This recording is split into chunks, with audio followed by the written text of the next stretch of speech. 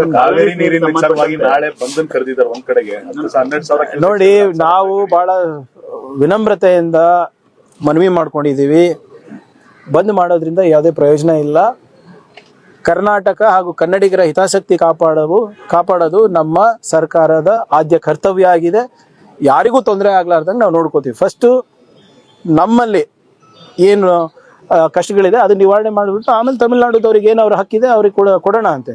ಅದ್ರ ಬಗ್ಗೆ ಯಾವುದೇ ತಕರಾರಿಲ್ಲ ನಮಗೆ. ಆದರೆ ಮೊದಲು ನಾವು ನಮ್ಮನ್ನೇ ನೋಡ್ಕೋಬೇಕಲ್ಲ, ನನ್ನ ಜವಾಬ್ದಾರಿ ಅದಾಗಿದೆ.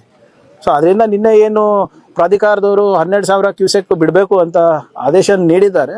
ಅದನ್ನ ಕಾನೂನಾತ್ಮಕವಾಗಿ ಹೇಗೆ ಟ್ಯಾಕಲ್ ಮಾಡಬೇಕು ಇವತ್ತು ಚರ್ಚೆ ಆಗುತ್ತೆ ಕ್ಯಾಬಿನೆಟ್ನಲ್ಲಿ. ಅದಾದ್ಮೇಲೆ we will take a decision. ಬಂದಿಗೆ ಹೋಗಬಾರ್ದು ಅಂತಾನೆ ನಾವು ಮನವಿ ಮಾಡ್ಕೋತಾ ಇದ್ವಿ. ಸಾಕಷ್ಟು ಸಣ್ಣ ಪುಟ್ಟ ಜನರಿಗೆ, ವ್ಯಾಪಾರಿಗಳಿಗೆಲ್ಲ ಅನಾನುಕೂಲ ಆಗುತ್ತೆ. ಆಮೇಲೆ ಇಶ್ಯೂ ಭಾಳ ದೊಡ್ಡದಿದ್ರೆ ನೀವು ಮಾಡಿ, ತೊಂದರೆ ಇಲ್ಲ. ಆದರೆ ಇದನ್ನ ನಿವಾರಣೆ ಮಾಡ್ಲಿಕ್ಕೆ ನಾವು ಪ್ರಯತ್ನ ಮಾಡ್ತಾ ಇದೀವಲ್ಲ. ಸರ್ಕಾರದ ಸ್ಪಂದನೆ ಇಲ್ಲ ಅಂದ್ರೆ ನೀವು ಇಂಥ ಮಾರ್ಗಗಳನ್ನು ಉಪಯೋಗ ಮಾಡಿ. ಕಾನೂನಾತ್ಮಕವಾಗಿರ್ಬೋದು, ಸಂವಿಧಾನಿಕವಾಗಿ ನಿಮ್ಮ ಹಕ್ಕಿದೆ.